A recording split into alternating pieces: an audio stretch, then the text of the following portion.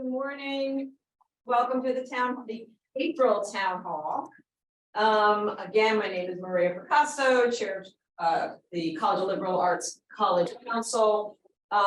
We are, in terms of our agenda for today, we're going to start with we are going to start with the Dean's comments, but I want to add a comment first in case people missed it last time.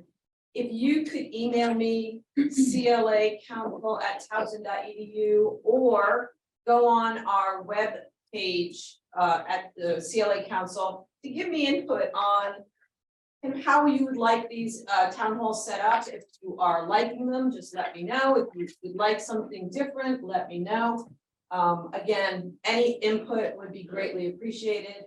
CLA Council@towson.edu or our webpage. There are anonymous questions. If people on Zoom, are there people on Zoom? Okay, if there are people on Zoom who want to ask a question of the Dean, make sure that you hit the Q&A button, not the chat button. So the Q&A button is where you can add a question for the Dean and we'll address it. Thank you. Dean Childs. So do we have anyone by Zoom? Four people by Zoom. All right. Morning, everyone. How's everyone today? Doing well? We're almost there, right? Not quite, but we're getting close to the end, and it goes really fast at this point.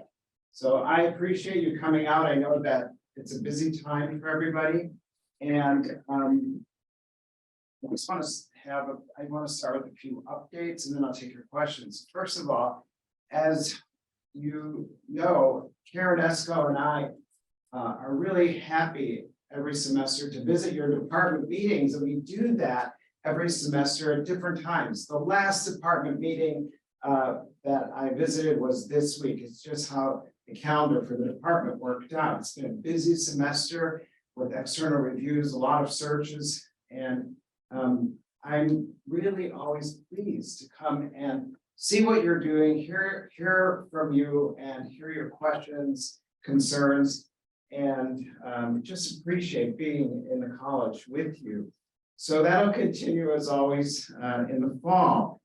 External reviewers, I said something about that. We're almost at the end of the external reviewer visits. There's another one today. I think that might be the last one.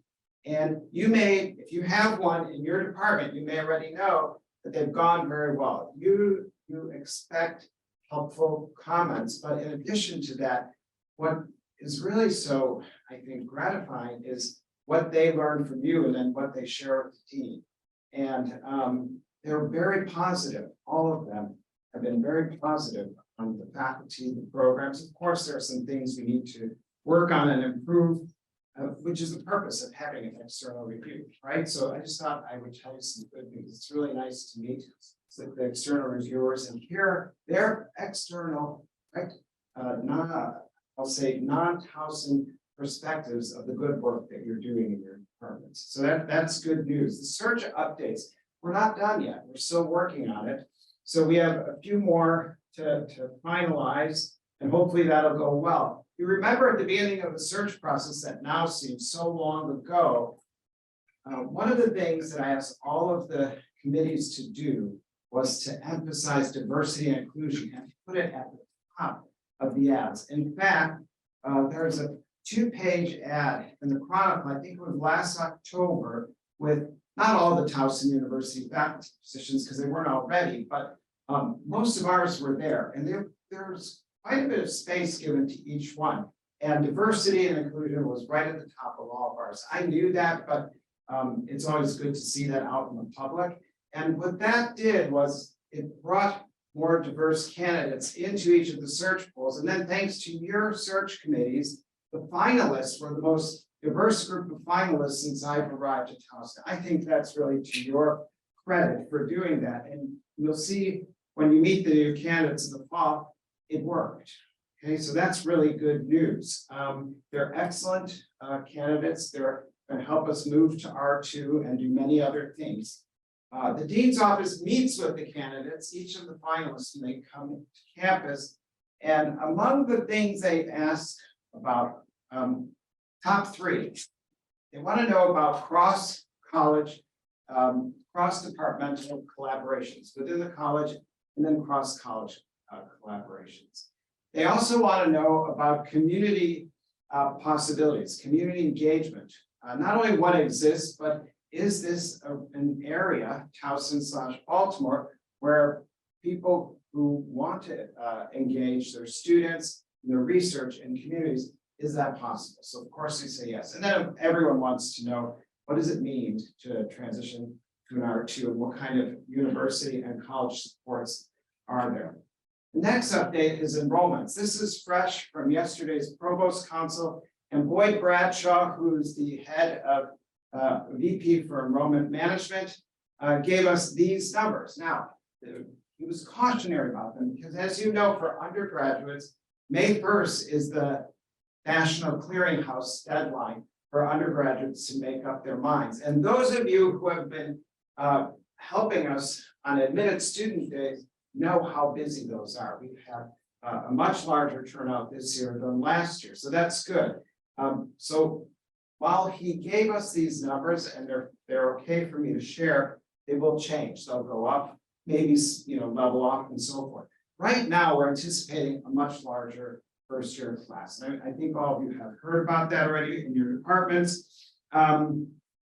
We're moving faster than the past. Now, admitted students is one thing, but closing the deal with contracts is another. So the number of contracts is up, the number of housing contracts is also up. So Boyd thinks this is looking very good, up about 15% at this point. It could be much lower by the time we get to May 1st. Transfer, well, we are a little bit behind on transfers, but again, it'll take a few years still to recover from the decline in community college enrollments. So we're doing, as well as we can expect at this point.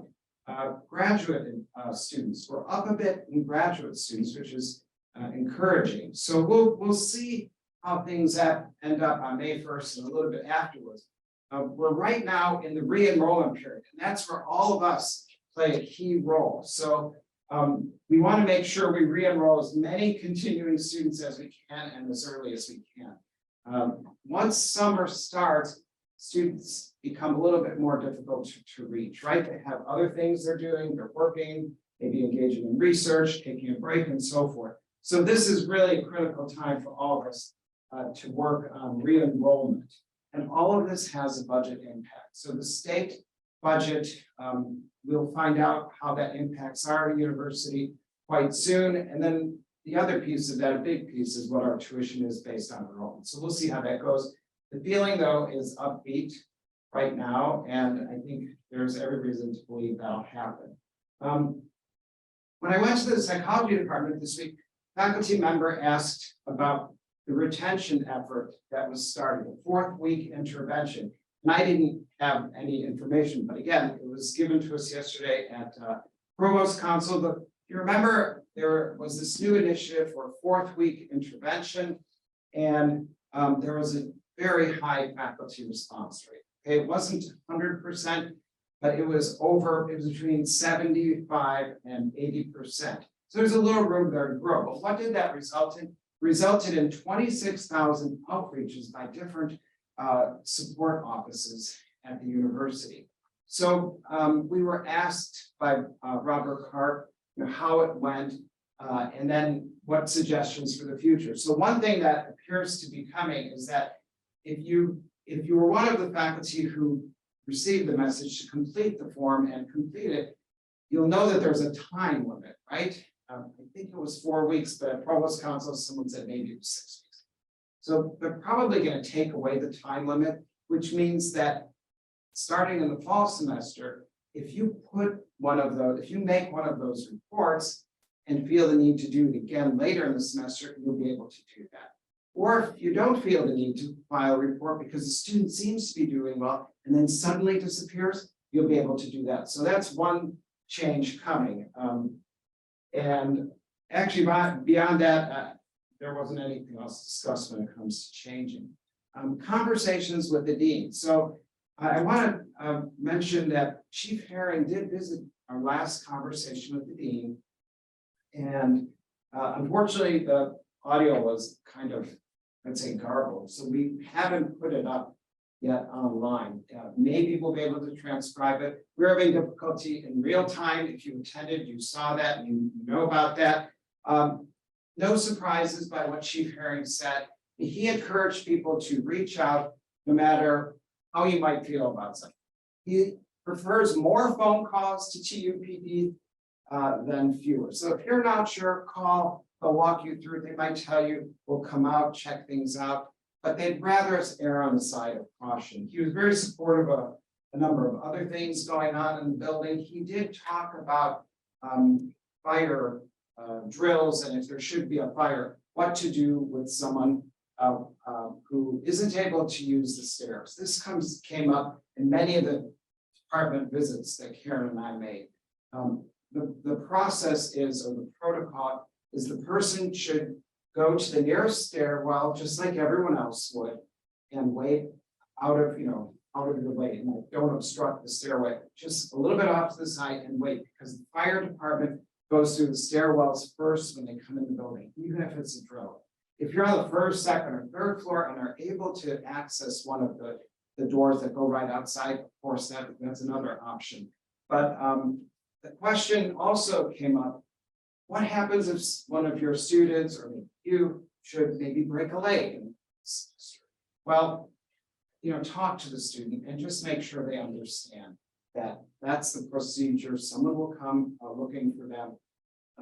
All of the students who are registered with disability services are on a list, and if there's a fire or a drill, disability services has a way to locate as best as they can that student. I talked to Robin McCrae, who's the head of disability services, last week about some other things, and she confirmed that. So there's a process. It's pretty high tech, and I felt very comfortable with what she said. The upcoming conversation with the deans is on Friday, the 28th of April, and that is going to be a roundtable about ChatGPT and AI. And so I've invited 3 people to come and start a conversation with all of us. Maureen Barney from the Writing Center, and then I've invited a computer science professor, Destiny Loksa, who currently has this as one of his expertise.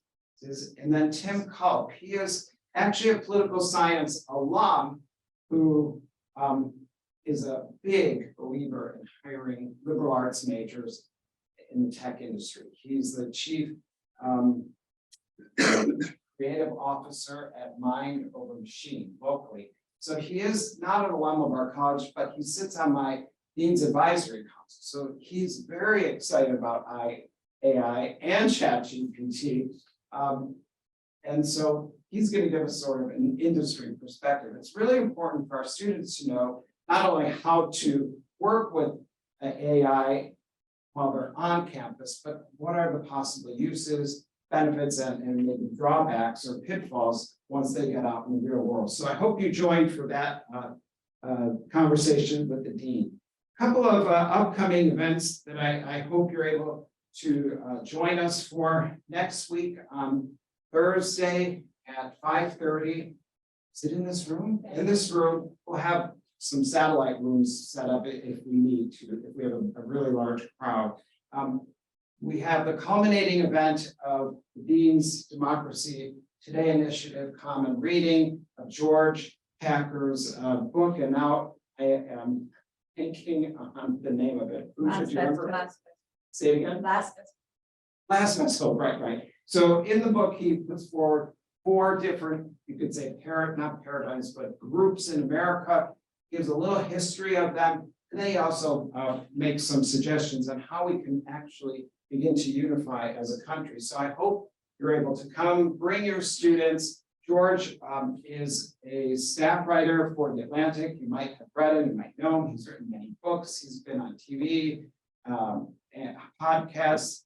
He used to be a writer, staff writer for New Yorker. Very, I think, exciting evening. There'll be a reception afterwards, and also I just found out he's willing to sign books. So a lot of people have gotten books already, and so feel free to bring your book and he'll sign away. Then in May, on the 23rd, in the evening, we have celebration of graduates. So this is something we didn't do last year or the year before. Nobody did this because of COVID. So more details to come, and keep that in mind if you'd like to join us, your graduates and their guests, for just a festivity, a feel-good celebration of culmination of their education. And then the next day, of course, is commencement, right, for us. So please keep those in mind. I want to say a couple of words about what I call the beautification project. I've talked about this over the last couple of years, and the chairs, I've talked with them as well. And Teresa is helping with this in an important way. So what I did was last year, I asked at the end of or during the fall semester, I asked all the chairs to submit to Teresa ideas about visuals we could put up in the building near their office, near the departments, that will tell a visual story in a very concise way for people walking through the building. And so what we've done is we've started this already, in fact, last week, and I'm going to show you in a minute what it looks like. And we're going to prioritize the doors and the areas where admissions groups are taken in and frequent, because that's, I think, the biggest impact right now. We need to concentrate on that, and then we'll move out from there. It takes a long time. So I said last fall, so we had to gather the ideas, then make some decisions, and then work through all of the processes. But we're continuing forward. We're also going to update the photos in the CLA at a glance, which is on the 3rd floor, and do a few other things. So I think this is really important. Let me show you a slide first. There now. Well, this is it. So this is on the 1st floor entrance in the psychology area, where a lot of tour groups come in. So when you come in now to the walk in the entrance on the left, you'll see this is the view, right? Welcome to CLA, and then it has a list of departments. On the right, it's a close-up because I took that picture, unfortunately, meaning I'm not very good at this. The English department is the top one there above family studies, and glare blocks out English, but they're all there, departments are there. And so this is just instead of a wall, right? So this is one thing, one piece of the beautification project. And then near the dean's office, there's a LEPA station, and it's right where family studies is, right? Especially the faculty offices. And so we are hoping that will be one of, in the next phase. Family studies provide a couple of examples of murals. They're already made, so we can't use them, but we're going to work on creating a new mural that will tell the story of what family studies and community and family studies is. Then there's been a long request and conversation about menstrual products on campus and in the building. So it is happening at the university level. Details to come, but it will be happening. In the meantime, while we're waiting, we had menstrual products in the nursing room, right?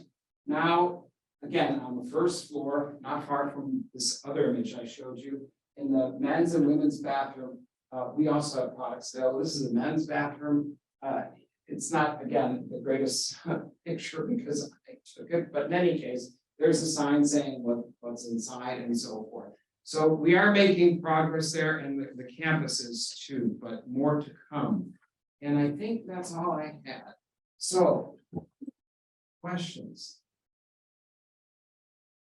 And you'll monitor online, or can you talk?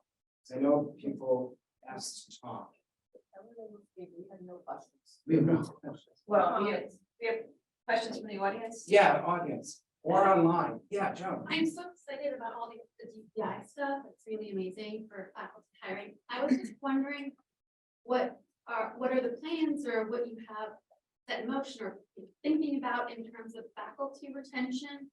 Because as someone who worked with Pascal Lupo, I was devastated to hear that they're leaving Towson and all the grant work they do.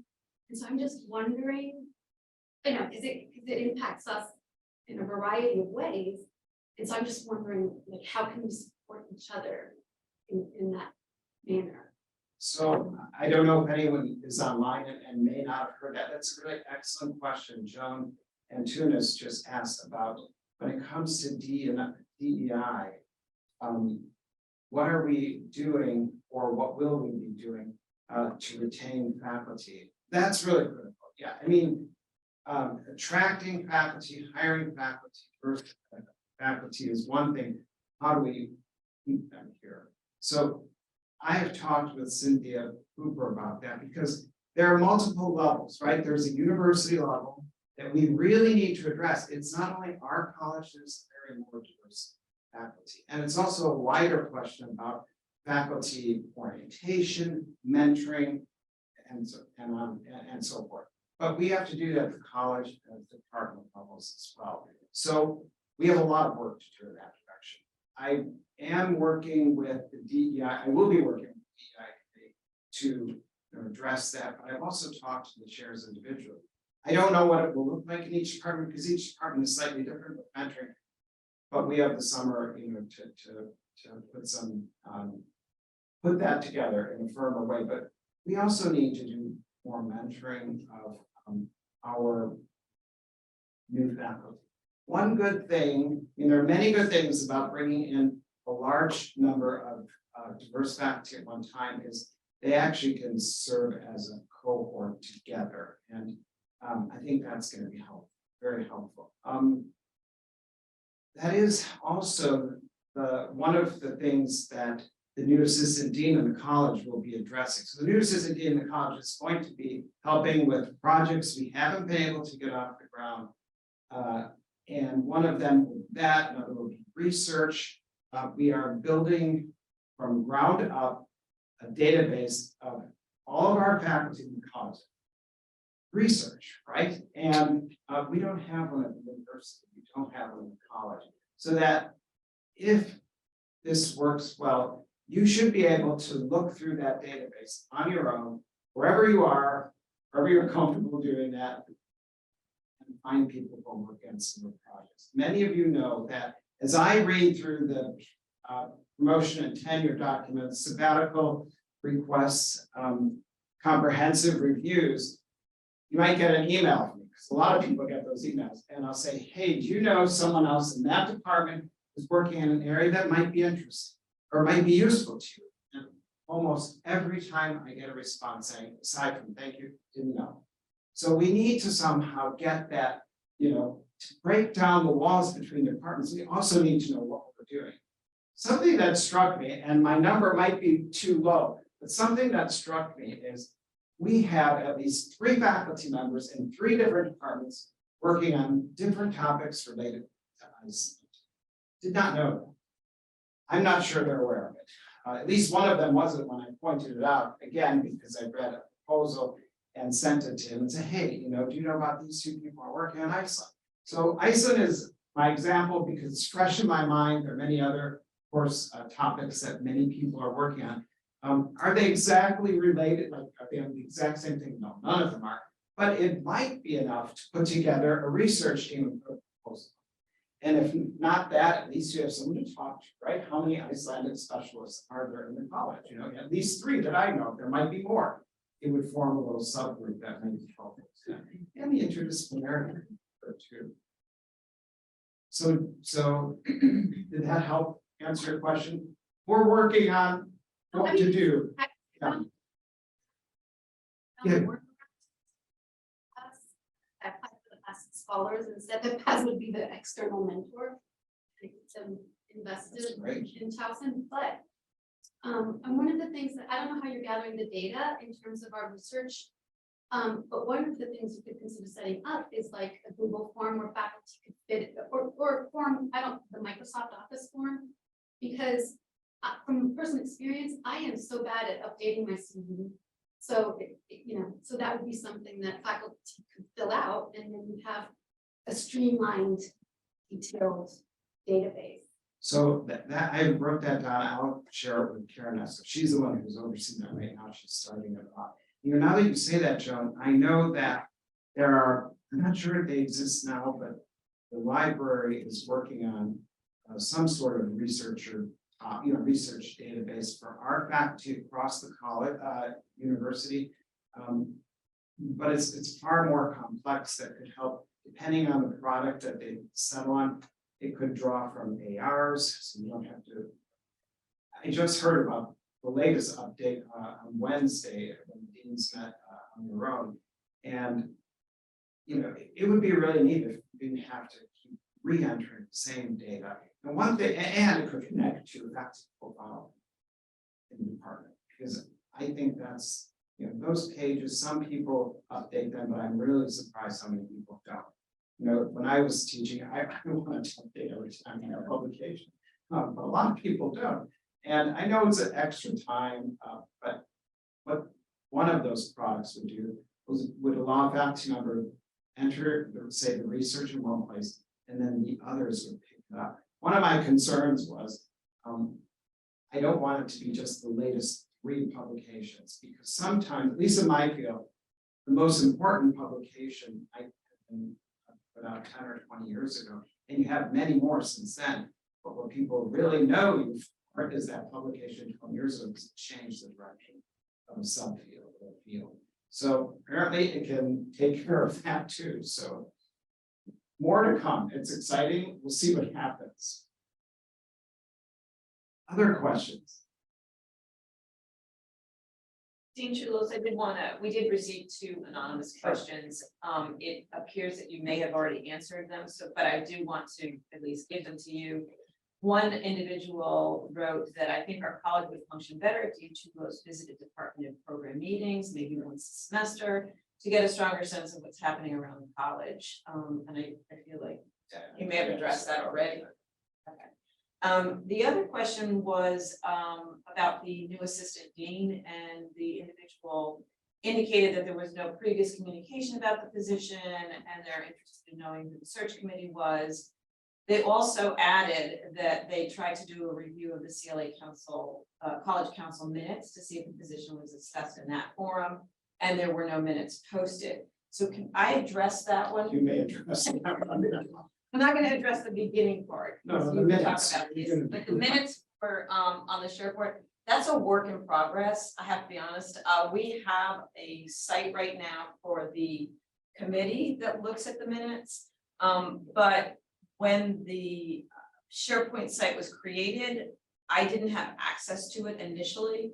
I have subsequently found out that I do have access to it, and I am in the process of updating certainly the CLA College Council SharePoint site with the minutes. So that's an answer to that question. Sure. Work in progress. I'll answer the first question, but really to Maria's credit, when it comes to regularizing processes, not just for the council, but the committees that technically report to the council. I mean, big strides this year. So if you're on one of the committees, or maybe you heard your department, they've been asked to put together orientation guidelines for each committee. So at the first meeting of the semester, or even before that, new members can learn a little bit more. And I don't know what the orientations are like. I haven't done, but each of the committees is working on that. I sit on all of the committees, so I know that is happening. The Diversity and Inclusion Committee introduced inclusive meeting practices, which you all should have heard about in your departments. And those are, at least at the college level, are mostly happening. I would say the one thing that we still need to work on is the guidelines recommend having tent cards during the meeting, even though everyone might be in the room. So you can talk to Karen again, help you with that. Someone, she won't do it, but someone else in the office has software, the materials, because they're different kind of paper, and they can take the list and make those 10 cards rather quickly, not 5 minutes before the meeting, but give them a couple of days and they'll do it. Those will change every year. We'll save them because we anticipate people serving on another committee. They don't list the committee, and so there are a lot of processes that are being regularized. The bylaws and the Constitution were reviewed last year. I think it was last year, and now we're going to try to finalize and then send it out to the college sometime in the fall semester, right, for everyone's review and vote. Not a lot of changes there. Language change. active voice rather than passive voice is a big one. We're not gonna mark any of the active, passive to active. We're just gonna let you assume that that happened.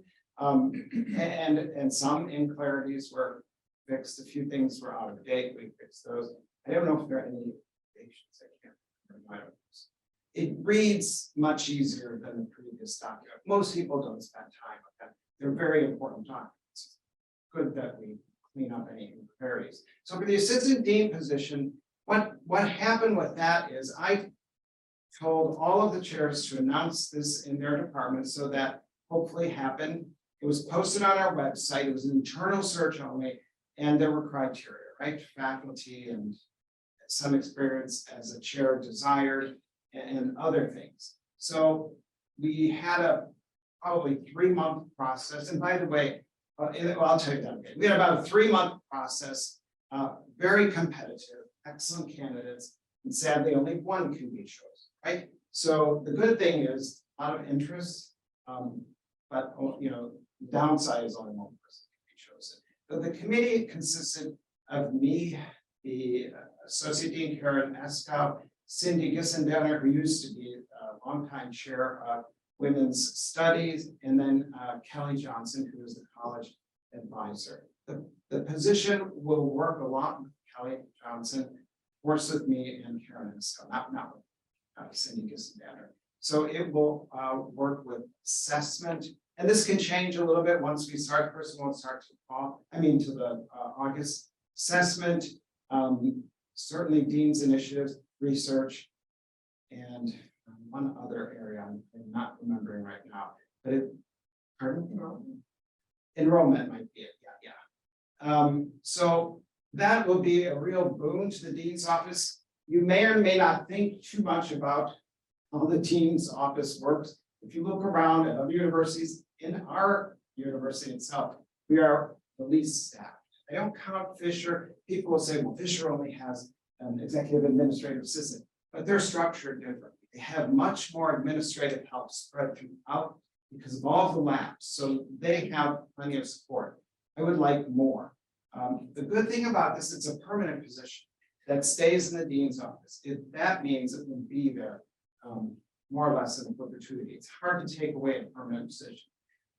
I would like more, right? If you remember our strategic plan from a couple of years ago, would like marketing communications person, because that's really the only way I think to get social media presence. The assistant dean might be able to help us that way. That's another area we're hoping we'll be able to develop. Right now, we can't do it. Just don't have staff to do that. And then the other thing I would really like is someone to help us with community partnerships. That's critical. And we just don't have time. You may or may not know that the associate deans have set tasks assigned to them from the provost's office at the University of Iowa. I didn't know when I came because they have those tasks, they're communicated with, we aren't. And finally I asked Karen, I'm like, how come I never get any, at least copies of these messages? And they don't do that. That's not how it works because it's an enormous amount of work. Assessment is a big part of that, not only, and scheduling and so forth. So the associate deans have, pretty tight, I won't say inflexible, but pretty tight and heavy work that's assigned to them. Any other questions? In person or on Zoom? Yes. Yeah. I'm so hyped. The seats are right there. See the downside about that beauty of nature. But I think this, I don't know, it gets worse when you're older. Oh. What is this? So anyways, I had a question, sorry, since we're not a lot. I had a question about those DEI Zoom meeting guidelines. I was wondering if you could share it with the college or with faculty. Tell me what you're. The Zoom, got the faculty meeting inclusivity Oh, guidelines. inclusive. To share it with faculty. Are they online? They'll be on, so let me tell you, what I did was, once DEI gave us kind of the heads up of this is how we want to see it, the college council reviewed it, we agreed. I sent out those documents to all the department chairs, because I wanted them to have a set guideline for open, inclusive meetings. But I also sent it to all the chairs for the college committees to have it back to me by May 1. We're not there. Okay. So I don't have anything, but once we do have it, they will post it on You know what SharePoint. Is we that? can do Like, is, it's like, serious. but we do have that, paradigm time. Right. I don't know if that. I don't think SharePoint site just Would you started, so make a note? yes, Okay. so that'll be all on SharePoint. And, it's important to note that these are living documents. It's a starting, it's not the end. So, the D&I committee is very happy to have recommendations and suggestions for consideration. So, but they worked most of last year on this, and I think it's really good starting. More than. So while we're waiting for more questions, I do want to say, I really enjoy visiting your department events, sabbatical talks. I can't make them all. And maybe this is a good time to tell you that if I don't come to an event in your department or a sabbatical event, it isn't because I don't want to, right? Some of them overlap, but it's been a busy time, I said, with searches, external reviewers. The College of Business Dean search took up a lot of time for the deans. I imagine, things like that will continue as the presidential search unravels. So I try to make them, and I try to make sure I'm not always going to my home department history, because that's not really fair to everyone else. Maybe you would like me not to, I don't know. I like them all. I learned so much from them, but I would say, aside from being inspired by all of you and your colleagues, it's the students. I'm so happy to see the students there. Yesterday, I went to Katya Senson's sabbatical talk, and there were quite a few students there. Now, she joked a little bit and said, some of you are here because you have to be here. I turned to the student next to me and asked her, so was she one of those who had to be there? She said no. And so I don't know if there were many like that, but we have such a rich array of topics and expertise in the college, and we can't go to many because we're all too busy, but it's so exciting. We do get to go and learn a little bit more about our colleagues and students that we may never see, but we know they're in the building.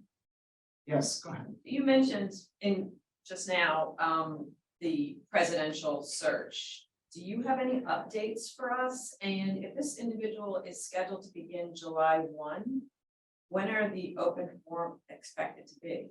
So I only have what you have. I don't have any more. Evangeline Beaver is on the search committee, and she's in psychology. Now that I said that, if all of you reach out to Evangeline, she's gonna reach out. She said, yeah. It's on no secret, right? So all I know is that the search firms, I think they call it prospectus, was put out last week or this week. It's fairly standard, so I think it's about 10 pages. Take a look at that to see. I think it's important to see how the position is being cast, right? How the university is being represented and described. And then I don't know anymore than that. As for open forums, I know they're really intent. I didn't hear July 1st so much as the beginning of the academic year. It's only another month or so, but like 6 weeks. But still, my guess is unless I don't know if they'll be able to bring people in by the end of the semester, so probably the summertime. But I would imagine they would have some. I was just wondering if there was any indication. I had no idea. They're sticking to beginning of the academic year. That's all I've heard. And like with any search and talking about human beings, maybe that happens, maybe it's a little bit off. It's a little different from a faculty position because you have to be here to start teaching semester, right? And it starts in August. The desire that they have stated is they want them here from the beginning of the academic year. They're moving very fast. I would believe in that. So we got a question online. Someone asked, you discussed the desire to perhaps hire people to do a variety of things in the office, like marketing, etc.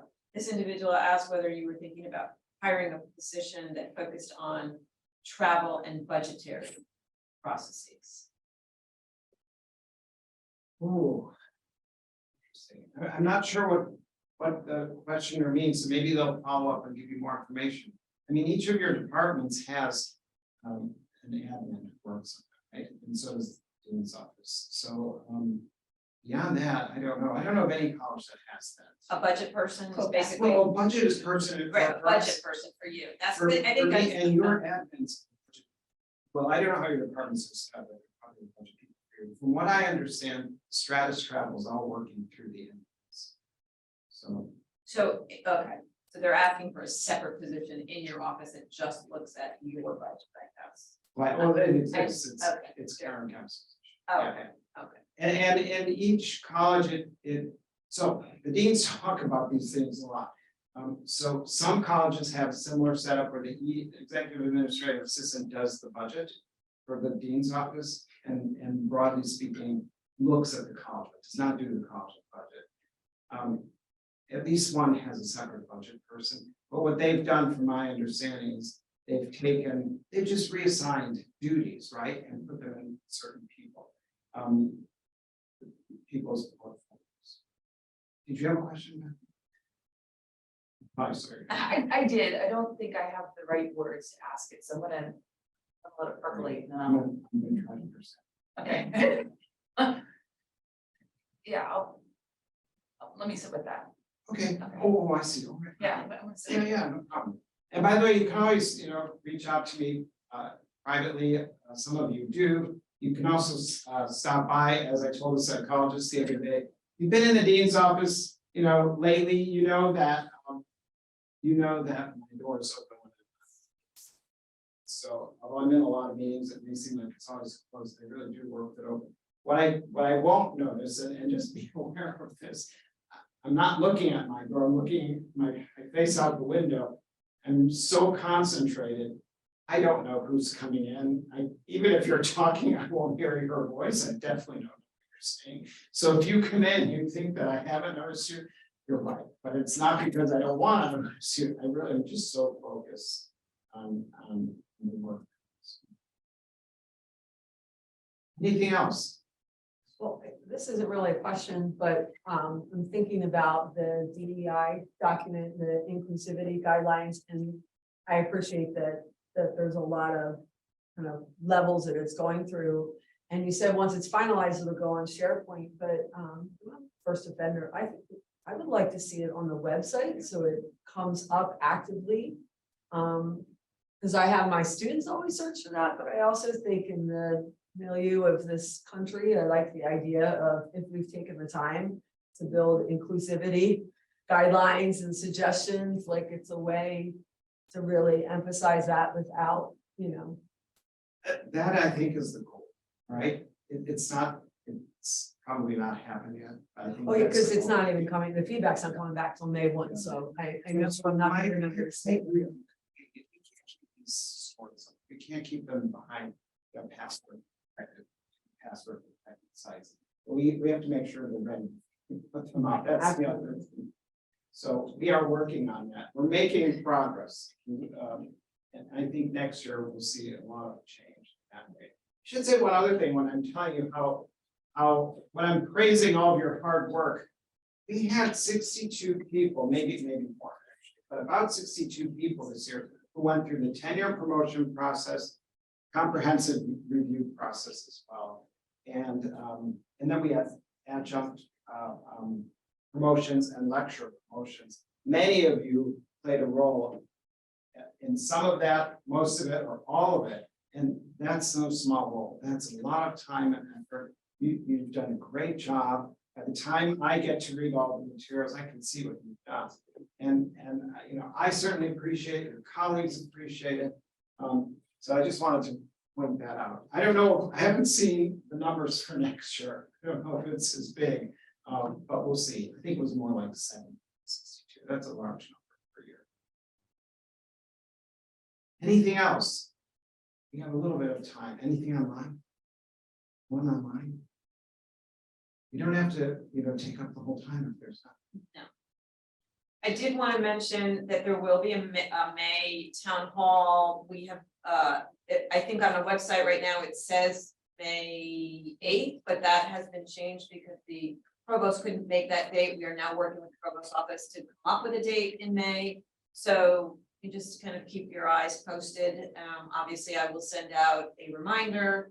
I will post it on our CLA Council website, the actual date, and I will send out a reminder. As soon as we have a date, I'll send out a reminder. And then, of course, as we get closer to it, I'll send out another one just so people have it on their calendars. Do you want to say something about? Oh, yes, and the swag, help yourself to a, I don't know if you can actually see it online. They're car coasters. They're for your cup holders in your car, the little coasters. Really cute. So help yourself. And those who aren't here, I don't know, maybe talk to Sharice. Okay. One of the benefits of coming is that. Right, exactly. All right, thank you. What's the-